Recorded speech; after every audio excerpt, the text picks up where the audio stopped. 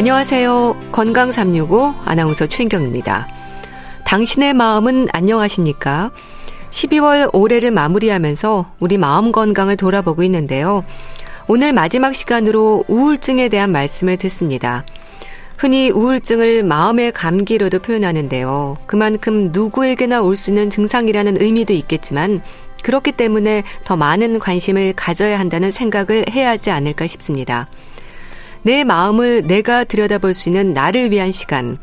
혹시 위험 신호가 있다면 적절한 치료를 통해서 나 자신을 보듬어야 할 텐데요. 우울증 어떻게 이해해야 할지 2022년을 마무리하는 오늘 자세히 알아보겠습니다. 건강 365 권진아의 위로 듣고 시작하겠습니다. KBS 라디오 건강 365 함께하고 계십니다.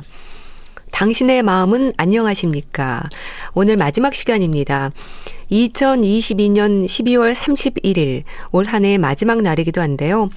화병을 비롯해서 트라우마, 공황장애, 그리고 오늘은 우울증에 대한 말씀으로 위험할 수도 있는 우리 마음 건강의 신호들을 들여다봅니다. 한국 트라우마 스트레스 학회장이신 경희대학교 병원 정신건강의학과 백종호 교수와 함께합니다. 교수님 안녕하세요. 네, 안녕하십니까. 이 건강 365가 12월의 주말 시간에 있을 수 있는 여러 아픈 마음들을 살펴보고 있는데요. 몸이 아프면 마음도 아프고 또 마음이 아파도 몸으로 신호가 오는구나. 이 정신건강의 중요성을 다시 한번 깨닫게 됩니다. 그렇죠? 네, 맞습니다. 네. 네. 사실 이렇게 보면 어쩌면 스트레스 관리가 정신건강의 시작인가 싶기도 합니다. 네, 네. 사실 스트레스를 받지 않는 사람은 살아있는 사람이 아니다. 예. 이런 말도 있을 정도로 모든 인간이 삶에서 스트레스를 경험하는데 그 스트레스가 또 우울증이 중요한 이유가 되기 때문에 특히 현대인들은 자신의 마음에도 좀 더 관심을 기울일 필요가 있는 것 같습니다. 예. 그런데 사실 우울증은 마음의 감기로도 얘기가 되지 않습니까? 해석을 좀 잘해야 할 것 같은데요.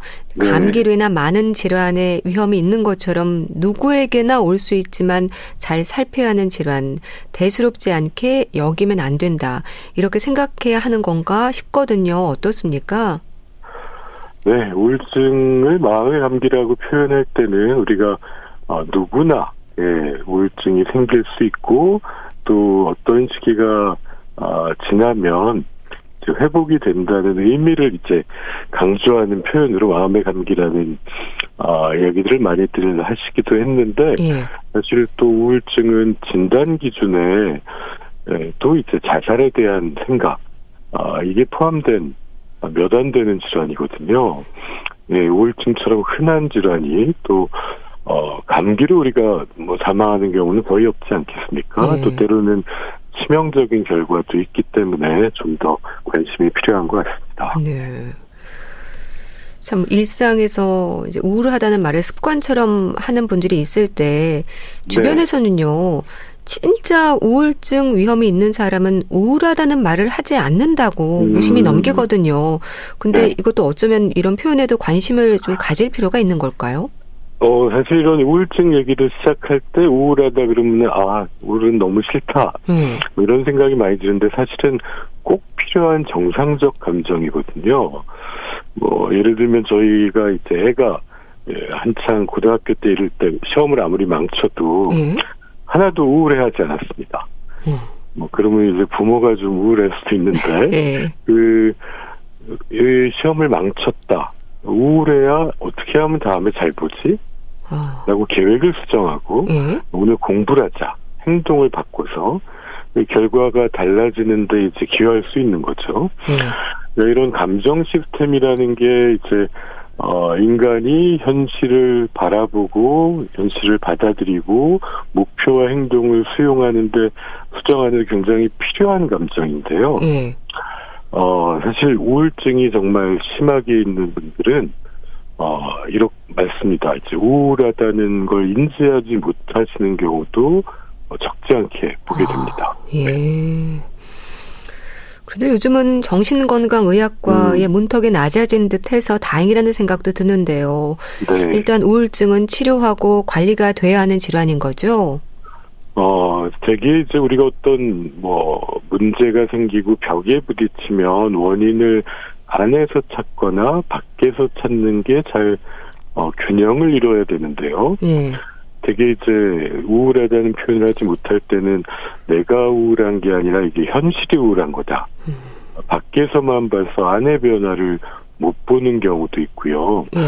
또 이제 우울이 심각하면은 그게 정말 선글라스를 낀 것처럼 모든 게 어둡고 길이 안 보이거든요.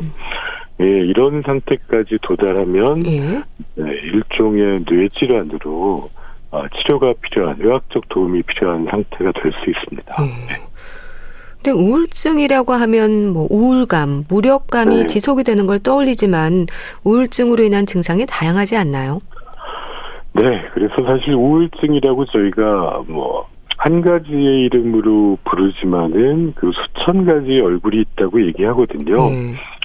그래서 실제 저희도 십몇 년 전부터 우울증에 대한 경로 연구를 해왔었는데요. 병원에 오신 분들 중에 우울증이라고 생각해서 왔다. 이런 게 2000년대에는 오히려 한 30%밖에 안 됐습니다.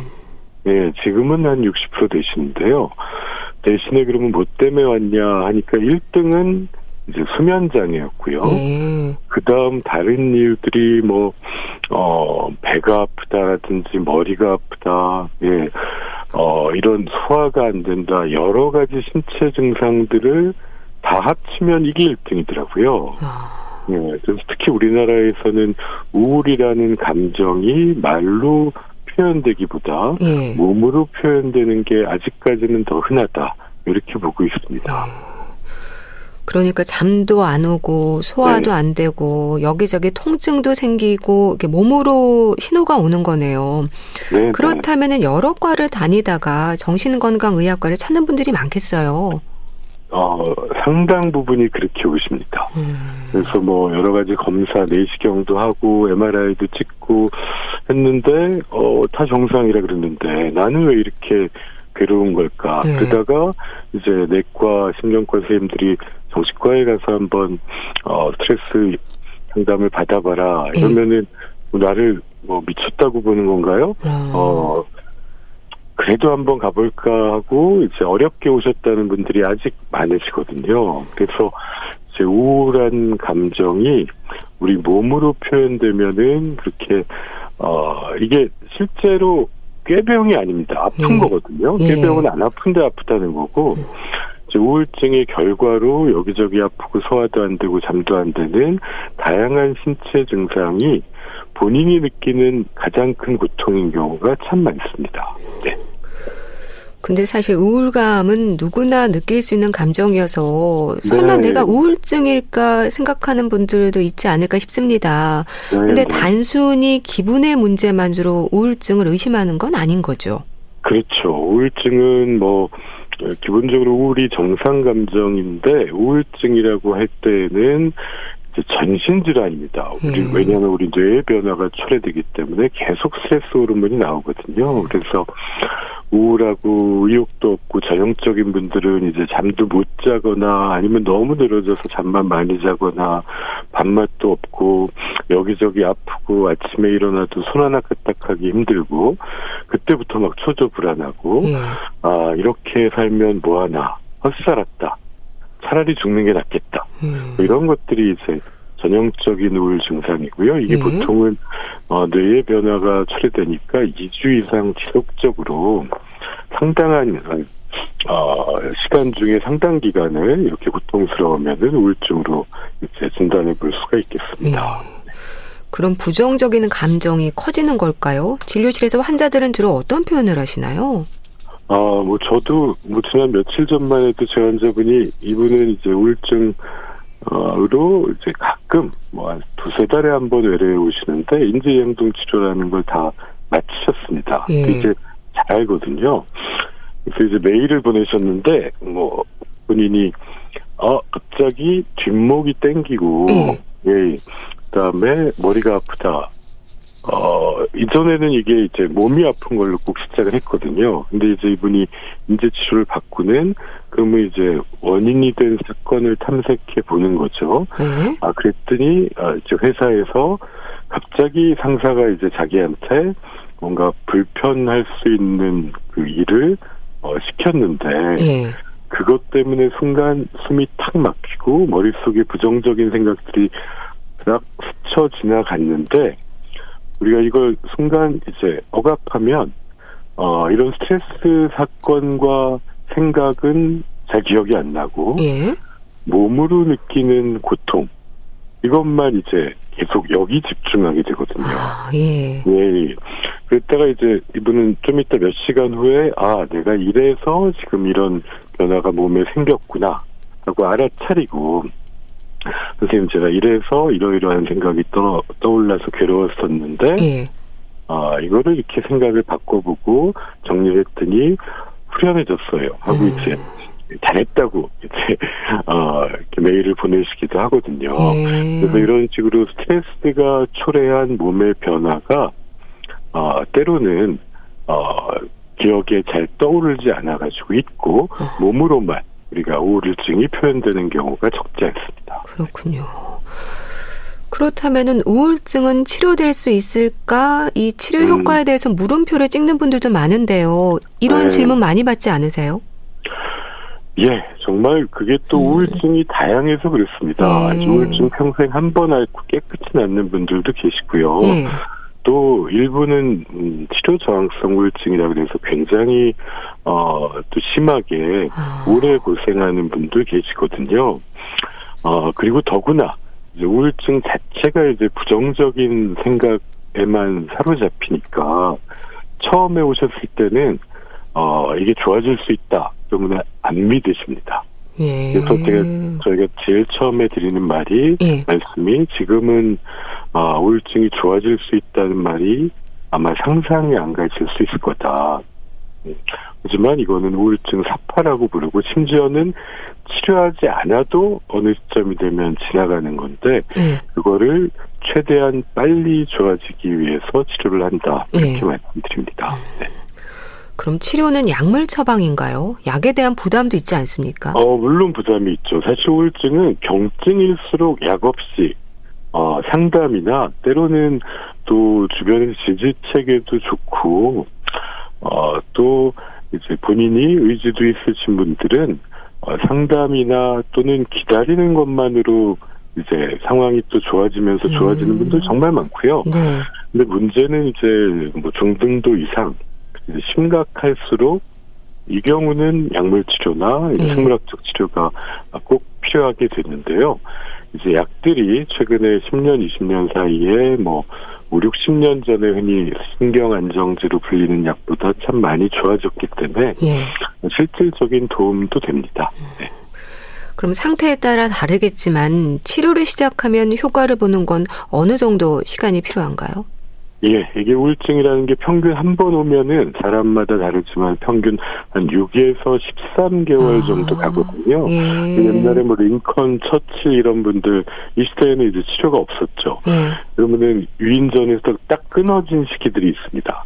6개월, 1년 동안 시골에 가서 그림만 그리고 방 안에서 안 나오고 뭐 걸어다니는 걸 보면 링컨도 마치 눈물이 항상 뚝뚝 떨어지는 듯이 슬퍼 보였다. 이런 시기들이 있거든요. 그 기간에 요즘에 치료로서 이제 보통 2달, 뭐 최근에 이제 개발된 약제 중에는 좀 더 빠른 거는 1, 2주 얘기하는데 그거는 좀 아직은 일반적이진 않고요. 한 6에서 8주 이상의 시간이 걸리는 건 사실입니다. 근데 그렇게 치료 기간 중에도 조금 괜찮아졌다는 생각이 들면 임의로 약을 중단하는 분들도 있거든요. 어떨까요? 뭐 사실 이런 것들이 어느 정도는 예상 가능한 반응입니다. 우리가 진통제를 먹어도 이제 안 아프니까 한번 안 먹어볼까? 뭐 자연스럽지 않습니까? 근데 좀 안타깝게도 우울증 치료제는 이제 이게 효과가 나타나려면 세로토닌 수용체 같은 데 변화를 초래하는데 한 2달 걸리거든요. 그래서 느린 건데 예. 이때 끊으면은 또 우울증 기간이 6개월, 1년이니까 또 재발을 또 많이 할 수 있습니다. 그래서 저희가 아직은 있다. 이게 6개월은 드셔야 된다. 또 재발을 반복할수록 더 기간이 길어질 수 있고요. 설명을 드립니다. 네. 근데 그렇게 스스로 약을 조절하는 분들의 얘기를 들어보면요. 나름 약의 내성을 생각해서 그런다는데 이건 어떻습니까? 사실 누구도 어떤 약들 이제 케미칼 이제 화학적으로 합성된 약을 오래 드시고 싶지는 않을 겁니다. 근데 다행히 이제 항우울제들은 내성은 없습니다. 의존도 없고 왜냐하면 의존 내성이 생기려면 효과가 빠르고 끊으면 바로 뭔가 금단 현상이 있어야 되는데 그렇지 않은 약들이거든요. 그리고 장기적인 복용에도 안전성이 많이 검증돼 있고요.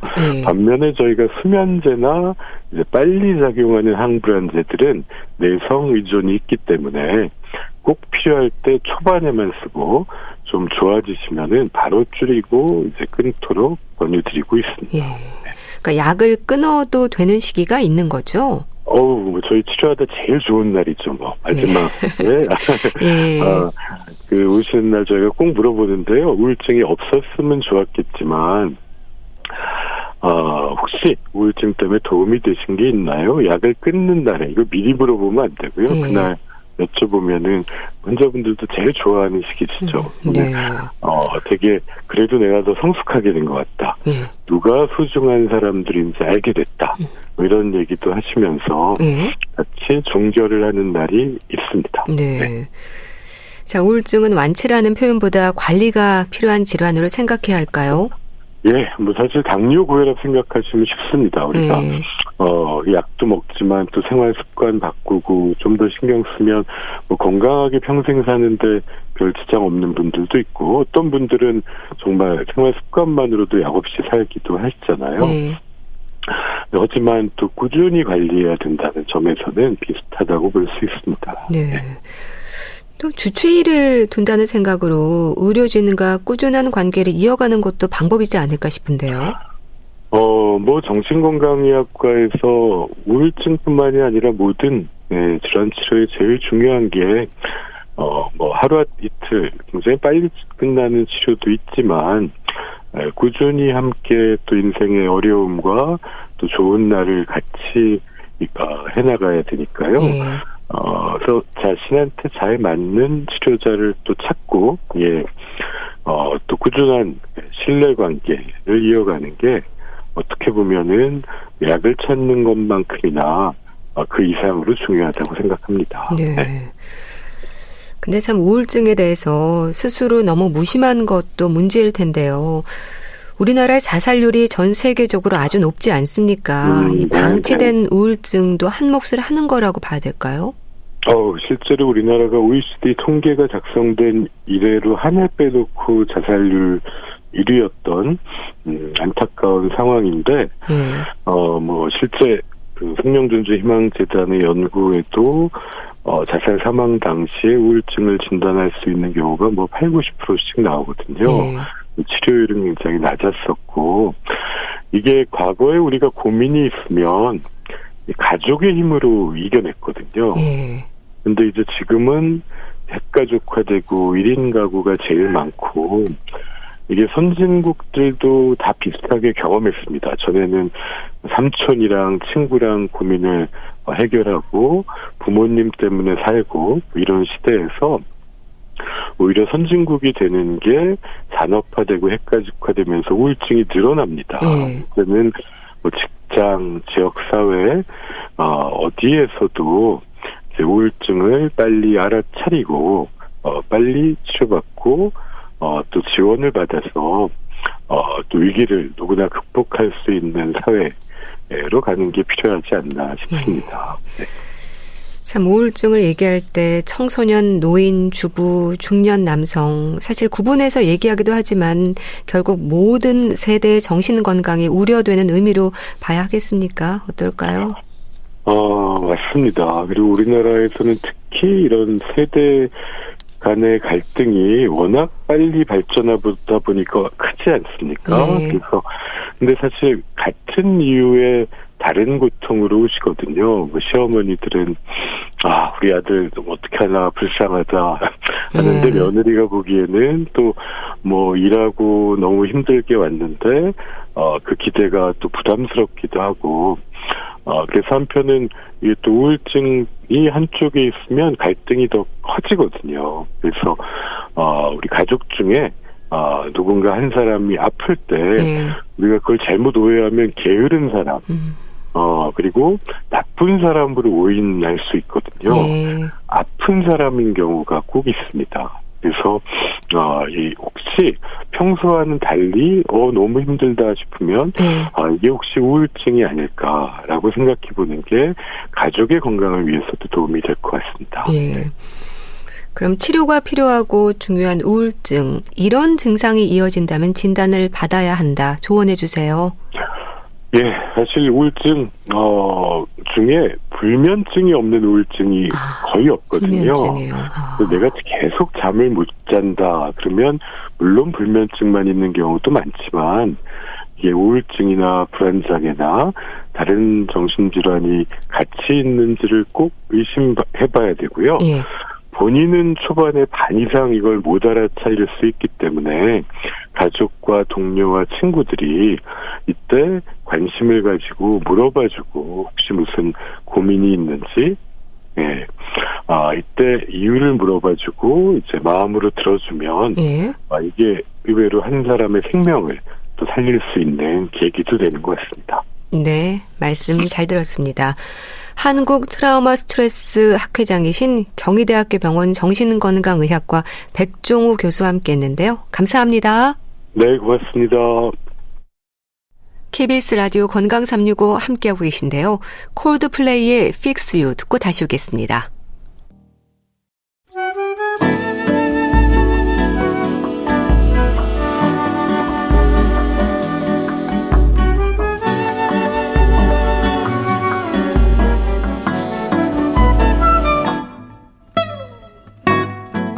건강한 하루의 시작. KBS 라디오 건강 365 최윤경 아나운서의 진행입니다.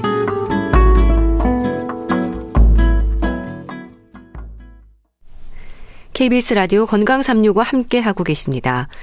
2022년의 마무리, 올해 마지막 책으로 어떤 내용을 들고 오셨을까요? 북컬럼니스트 홍순철 씨 자리했습니다. 안녕하세요. 네, 안녕하세요. 올 한 해 좋은 책들과 함께했습니다. 홍순철 씨에게는 책이 어떤 의미일까 문득 궁금해지는데요. 네. 네, 책 많이 읽으시잖아요. 저에게 있어서 책이란 밥줄이죠. 책 많이 읽고 정말 특별히 저는 우리 코너를 통해서 건강과 관련된 책들을 소개하면서 사실 개인적으로 제가 건강 관련 책들 이렇게 집중적으로 읽을 수 있는 기회가 또 있었나 싶어요. 그래서 참 우리 프로한테 너무 감사드리고 이 책을 읽으면서 저도 더 건강해지는 그런 시간을 보냈습니다. 자, 올해도 그랬던 것처럼 새해에도 함께 생각해 볼 수 있는 좋은 책도 기대를 하겠습니다. 오늘 가지고 오신 책이 제목이 몸이 아프다고 생각했습니다. 12월의 주말 시간에 마음 건강에 대한 말씀을 들었는데요. 이제 소개해 주실 책도 마음을 들여다볼 수 있는 내용인가 보죠? 요즘 이런 주제의 책들이 정말 많이 출간이 되고 있는 것 같아요.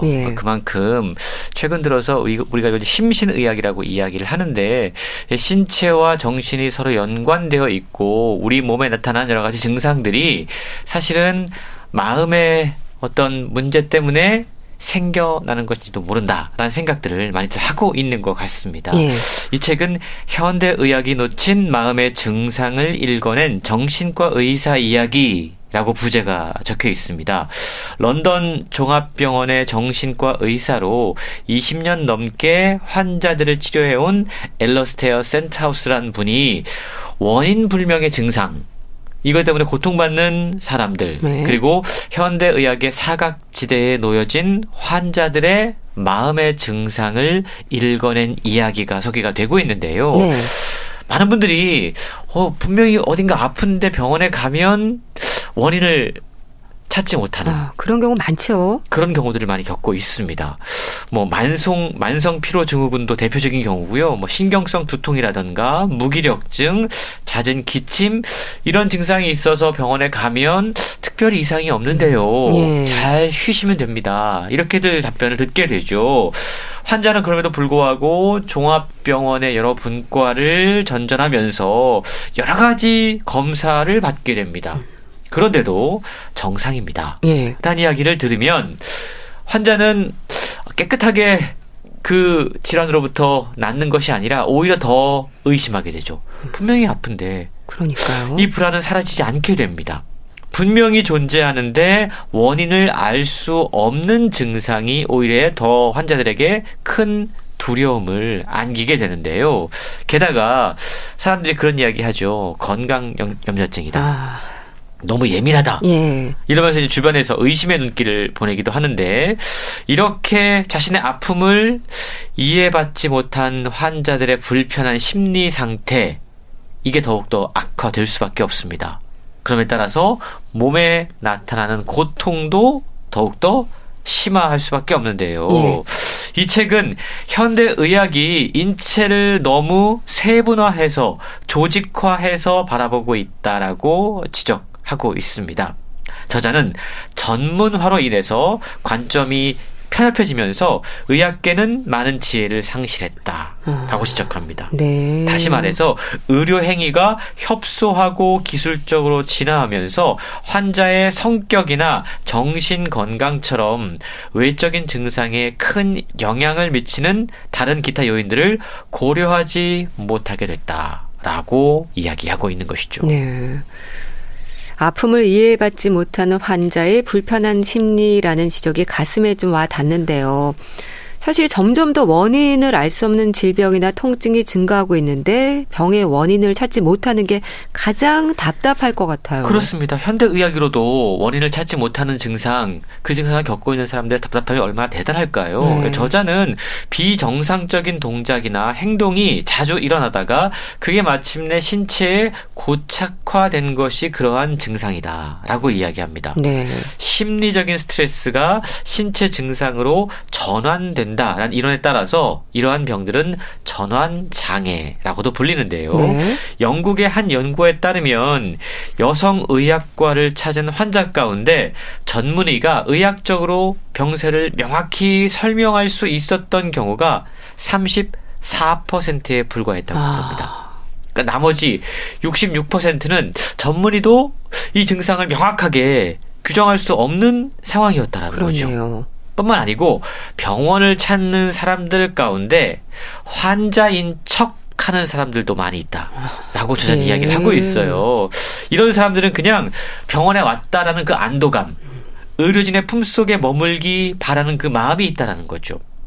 우리나라의 한 연구에서는요, 정신과 이외의 진료과에서 진료받은 사람 가운데 정신적인 원인을 몸의 증상으로 나타나게 된 신체화 환자 비율이 11.5%에 달한다. 라는 결과가 있다고 그럽니다. 예. 그러니까 몸이 아프다고 생각해서 병원을 찾은 사람 가운데 10명 가운데 1명은 사실은 몸이 아닌 마음에 문제가 있어서 증상들이 외부로 나타나고 있다는 거죠. 네. 그리고 이렇게 병원을 찾은 사람들의 대부분이 가장 왕성하게 사회활동을 하고 있는 20대에서 40대 연령대였다고 그럽니다. 왜 이들에게 이런 현상이 나타날까? 젊은 층들은 계속해서 취업에 실패하다 보니까 불안해지고 초조해지고 예. 또 중장년층도 회사에서 받는 압박감과 스트레스 그리고 언제 쫓겨날지 모른다라는 그 불안감들이 몸으로 표현되는 거죠. 위장장애가 찾아오는 경우들이 많이 있습니다. 그러면요, 이런 경우에는 어느 과를 찾아가야 되는 게 맞는 걸까요? 애매한 질문이라는 것이죠, 이것이. 그렇군요. 그러니까 심리적 스트레스가 신체 증상으로 전환된다. 아마 공감하는 분들 많으실 겁니다.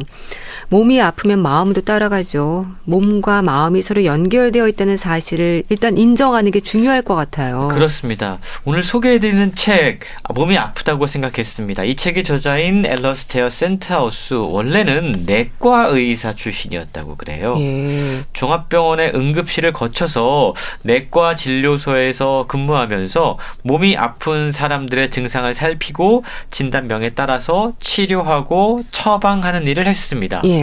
그런데 수많은 환자들을 진료하면서 점차 어떠한 신체 검사만으로는 해결되지 않는 문제들이 너무나 많다. 그리고 여러 가지 질병들의 심리적인 측면을 무시하면 안 되겠다. 라는 사실을 깨달았다고 그럽니다. 네.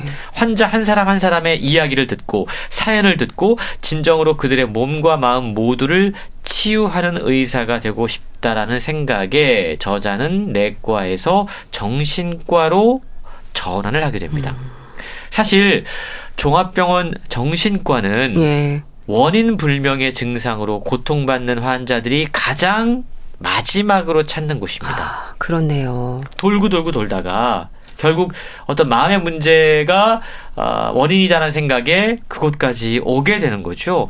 원인 불명의 증상으로 고통받는 사람들이 가장 마지막으로 찾는 곳에서 환자들을 만나서 그들이 그동안 어떤 일을 겪었는지, 마음 상태가 어떤지 당사자들의 이야기에 귀를 기울이고 그들을 치료한 결과 저자는 이러한 환자들에게서 신체 상태를 점검하는 것 못지않게 내밀한 심리 치료가 필요하고 무엇보다 환자 스스로도 깨닫지 못했던 마음속에 어떤 결핍을 찾아내서 그거를 채워주는 것이 중요하다는 것을 새삼 깨달았다라고 전하고 있습니다. 네. 예를 들자면 어지럼증을 호소하면서 병원을 찾은 한 환자는 18개월 동안 심장외과, 류마티스 내과, 신경과, 자율신경과, 소화기 내과, 이비인후과까지 다 돌았어요.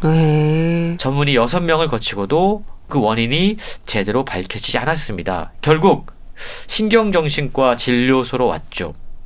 그와 함께 이야기를 나눈 결과 그 환자는 업무도 약혼도 미뤄두고 여러 가지 스캔, 검사에만 몰두해 왔습니다. 그러면서 분노, 불안, 그리고 악화된 건강 상태만 남아있던 거죠. 예. 그럴만한 대화를 하던 중에 그가 불안장애를 겪고 있었다.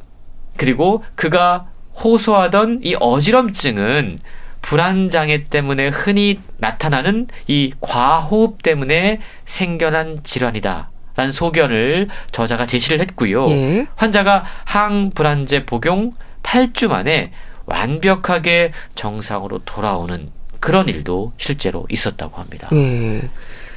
참 몸과 마음을 모두 치유하는 의사가 되고 싶어서 정신과를 택한 저자의 마음이 느껴지는데요. 마음을 치유하면서 몸의 증상도 나아지는 경우들이 사실 많잖아요. 그렇습니다. 마음을 치유한다라는 게 어떤 의미일까요? 그냥 정신과 상담을 받고 약을 먹는 것만으로 마음은 치유되지가 않습니다. 그렇죠. 그 사람이 어떤 삶을 살았는지를 먼저 이해를 해야 돼요. 한 사람이 살아가는 삶의 방식, 그리고 삶의 태도, 이런 것들을 좌우하고 있는 그런 것들을 다 바꿔줄 수 있는, 그것이 바로 진정한 마음의 치유라고 할 수 있는데요. 예. 책은 다양한 사연과 증상을 지닌 환자들의 이야기를 아주 내밀하게 들려주면서 각 사례에 등장하는 환자들이 어떻게 자신들의 마음을 바꾸고 치유하고 더불어 삶을 바꾸어 나갔는지 보여주고 있는데요. 네. 주변에서 우리가 흔히 볼 수 있는 만성 피로 혹은 신경성 두통 환자들, 이런 분들도 마음의 문제 때문에 이런 일들이 흔히 발생하게 됩니다.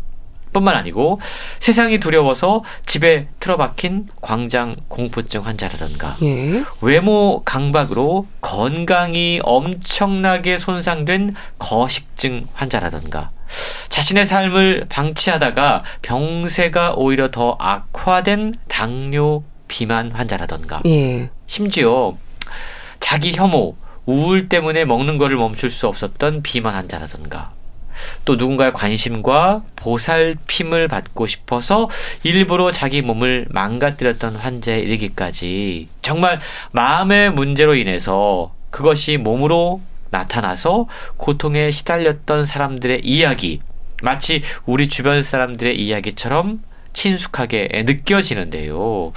매일 끔찍한 흉통을 겪은 환자가 있습니다. 네. 근데 이 환자 역시도 신체 검사하니까 아무런 이상을 찾아내지 못했어요.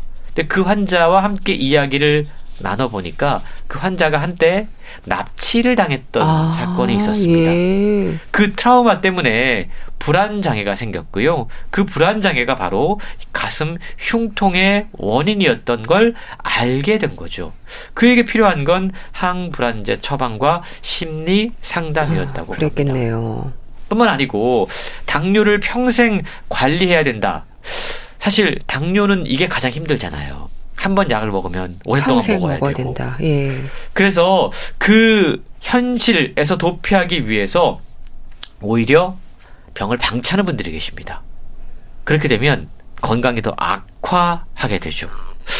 이런 환자에게 자신의 상황을 보다 객관적으로 들여다볼 수 있도록 꾸준히 상담 치료를 했다고 그럽니다. 네. 그래서 자기 자신의 모습을 온전히 이해하고 받아들일 수 있었다고 그래요. 이렇게 자신의 내면을 들여다보고 진정으로 이해하는 이것이 바로 마음 치료의 과정인데요.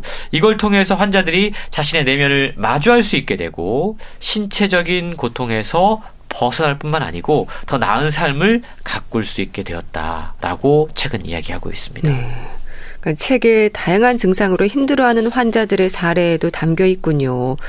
공감할 수 있는 부분들이 많을 것 같은데 스트레스가 주는 위험도 그렇고요. 그렇습니다. 몸과 마음이 서로 연결되어 있다. 이건 이제 우리가 상식으로 받아들이고 있는 것 같습니다. 네. 사실 스트레스를 받은 후에 머리가 아프다라고 느껴지는 건 모든 사람들 다 공통적으로 아마 느껴보셨던 부분일 겁니다. 이게 바로 가장 일반적인 심리적인 고통이 몸으로 전이되는 과정인데요. 문제는 환자가 자신의 증상이 심각한 것 같다라고 사전에 선입견을 갖게 될 경우 네. 실제로 더욱더 아프게 느낀다고 그럽니다. 이게 신경을 통해서 전해지는 감각을 우리 뇌가 왜곡해서 받아들이기 때문인데요.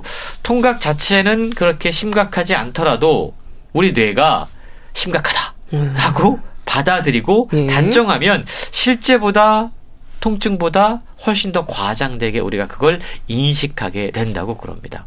그래서 우울증과 불안장애 이것 때문에 삶을 비관적으로 바라보는 환자들이 있지 않습니까? 이런 분들은 신체 통증을 더욱더 심하게 느끼고 염려하는 경향이 강하다고 그럽니다. 그리고 이것 때문에 다시 스트레스를 받아서 병세가 악화되는 이 악순환의 늪에 빠지게 된다는 거죠. 실제로 우울증은요, 심장병과 뇌졸중의 발병 확률을 급격하게 높이는 요인으로 꼽히는데, 네. 우울증 환자가 심장 마비를 겪고 나면 만성 질환과 사망의 가능성이 높아진다고 그럽니다. 이게 물론 우울증으로 인한 어떤 화학물질, 호르몬의 변화 때문일 수도 있겠지만, 어찌 보면 우울증이 개인의 어떤 사기라던가 마음에 미치는 영향, 이것이 더욱더 중요한 요소일지 모른다라고 저자는 지적하고 있는데요. 네. 우울증 환자 그 현실을 비관해서 오히려 더 안 좋은 습관들을 갖게 되는 경우가 있습니다. 흡연을 하거나 알코올에 의존하거나 해로운 식사를 고집하거나 후속 진료를 포기하거나 건강관리에 소홀해지게 되는데, 이게 바로 마음의 문제가 몸으로 나타나고 그것이 다시 마음으로 연결되고 이러한 악순환의 고리에 빠지게 되면서 나타나는 현상이라고 이야기할 수 있는 겁니다. 네. 그러니까 몸과 마음은 서로 연결되어 있다. 몸이 아픈 게 아니라 마음이 아픈 거다. 오늘 소개해 주신 책 몸이 아프다고 생각했습니다. 이 표현이 그러니까 사실은 마음도 아픈 거였어요. 이렇게 전해지네요. 그렇습니다. 우리 주변에 아픈 사람들, 아파하는 사람들, 그분들이 원인을 찾지 못하고 있다면 그분들이 마음이 아프다고 아우성치는 소리를 들을 수 있어야 된다라는 거죠. 그분들의 마음의 문제가 몸으로 충분히 나타날 수 있는 거고 우리가 그동안 이 문제에 대해서 그렇게 깊이 생각해보지 않았다라는 점을 책은 지적하고 있는데요. 더불어 저자는 이 책의 결론 부분에 이르러서 현대의학에 대한 비판도 빼놓지 않고 있습니다. 우리가 현대의학이 정말 눈부신 발전을 했습니다. 그러면서 여러 가지 부작용도 함께 생겼는데요. 네. 과잉 진료의 문제, 과잉 검사의 문제, 네. 그리고 의료진들의 번아웃 문제. 사실은 의사가 환자와 내밀한 대화를 나누고 충분히 상담할 수 있는 시간적인 여유가 있어야 하는데 현대의학 체계에서는 이런 것들이 어렵죠. 불가능합니다. 예. 한 사람당 3분 이내에 진료를 마쳐야 된다. 이런 얘기까지 나올 정도니까요. 이러한 현상들, 이건 과연 무엇을 위한 의학이냐라고 질문할 수밖에 없는 거죠. 그렇다면 어떤 것이 좋은 의학이고 어떠한 방향으로 나아가는 것이 좋은 의료인가에 대한 질문도 함께 할 수 있어야 된다는 겁니다. 네. 우리가 의학이라고 이야기하잖아요. 네. 이 의학의 영역은 어디까지일까요? 사람을 고치는 것만이 아니다. 사람을 결국 살리는 것이다. 근데 우리는 맞습니다. 사람을 고치는 것으로 마치 기계처럼 그렇게 생각하고 있다는 겁니다. 그래서 의학의 영역에 대한 근본적인 묵직한 질문을 해야 된다라고 이야기를 하고 있는데요. 네. 조금 더 구체적인 예를 들어보자면 연명치료에 대한 부분입니다. 살 날이 얼마 남지 않은 환자, 그에게 의학이 할 수 있는 것은 무엇일까요? 그냥 연명치료를 계속 하는 것뿐일까요? 저자는 이 질문을 던지는 겁니다. 네. 저자는 죽음을 앞두고 두려움에 떨고 있는 환자에게 어쩔 수 없습니다. 이거밖에 할 수 없습니다. 라고 하면서 방치해서는 안 된다라고 이야기합니다. 진짜 의학은, 진짜 좋은 의료는 그 환자와 대화를 나누는 거죠. 환자에게 다시 활기를 되찾을 수 있도록, 삶의 용기를 얻을 수 있도록 의료진들이 이야기를 해준다던가, 새로운 자극을 줄 수 있는 치료를 실행한다던가, 아니면 환자가 자신의 인생을 이야기하면서 그동안의 삶을 되새길 수 있는 존엄 치료가 필요하다라고 이야기하고 있는 그렇네요. 겁니다. 환자들에게 필요한 건 단순한 의학적인 정보 그리고 의학적인 치료뿐만이 아니고 신약이나 데이터에 기반한 치료가 아니라 환자 스스로 나는 치료할 수 있다. 나는 나을 수 있다. 나는 괜찮다라고 느낄 수 있는 안정감을 갖도록 하는 것, 그러한 심리 치료를 병행하는 것이 진정한 의료다라고 설명하고 있는 겁니다. 결론적으로 책에서 말하는 좋은 의료라고 하는 건요, 환자가 그동안 살아왔던 인생의 맥락, 그리고 환자가 그동안 받아왔던 여러 가지 영향들을 충분히 이해하고 환자 스스로도 나는 충분히 의료진들에게 이해받았다 라고 느끼도록 하는 것, 그것이 좋은 의료고 우리 의료가, 현대의학이 앞으로 나아가야 할 방향이다 라고 설명하고 있는 겁니다. 네.